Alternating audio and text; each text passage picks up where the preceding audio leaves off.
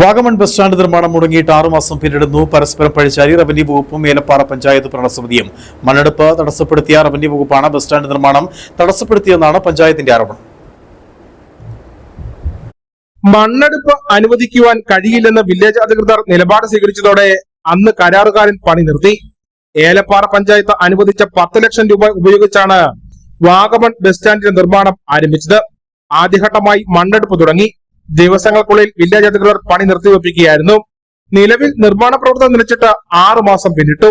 Revenue വകുപ്പിന്റെ ഭാഗത്തു നിന്നുണ്ടായ നടപടിയാണ് ബസ് സ്റ്റാൻഡ് നിർമ്മാണത്തിന് തടസ്സം എന്നാണ് ഗ്രാമപഞ്ചായത്ത് അധികൃതർ പറയുന്നത്. തുടങ്ങുന്ന വേളയിൽ റവന്യൂ വകുപ്പും ജിയോളജിയും ഇടപെട്ട് അതിന്റെ പ്രവർത്തനം തടസ്സപ്പെടുത്തിയിരിക്കുകയാണ്. കാരണം അവിടുത്തെ മണ്ണുമാറ്റലുമായി ബന്ധപ്പെട്ടാണ് അവർ പറയുന്ന പരാതി.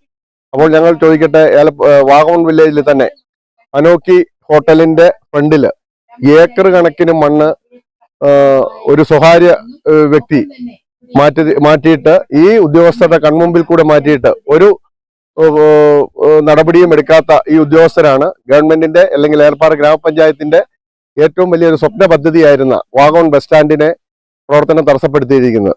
ഇത് വളരെ ഈ നാട്ടിലെ ജനങ്ങളോട് കാണിക്കുന്ന അനീതിയാണെന്ന് മാത്രമാണ് ഈ അവസരത്തിൽ റവന്യൂ വകുപ്പ് പഞ്ചായത്തും പരസ്പരം പഴിചാരുമ്പോൾ ബസ് സ്റ്റാൻഡിന്റെ നിർമ്മാണ പ്രവർത്തനങ്ങൾ ഇനി എന്നു തുടങ്ങുമെന്ന് നാട്ടുകാരും ചോദിക്കുന്നുണ്ട്. അവധി ദിനങ്ങളിൽ വാഗമൺ ടൗണിൽ വലിയ ഗതാഗത കുരുക്കാണ് ഉണ്ടാകുന്നത്. സ്വകാര്യ ബസ്സുകളും KSRTC ബസ്സുകളും അടക്കം വാഗമൺ ടൗണിൽ നിർത്തിയാണ് ആളുകളെ കയറ്റുന്നതും ഇറക്കുന്നതും. ബസ് സ്റ്റാൻഡിന്റെ അഭാവം വാഹനക്കുരുക്കിന് ഒരു കാരണമാകുന്നുണ്ട്. വാഗമൺ ബസ് സ്റ്റാൻഡിന്റെ നിർമ്മാണവുമായി ബന്ധപ്പെട്ട വനശോഷ കമ്മീഷൻ അടക്കം വിഷയത്തിൽ ഇടപെട്ടതാണ്. Idukki vision news, Peermade.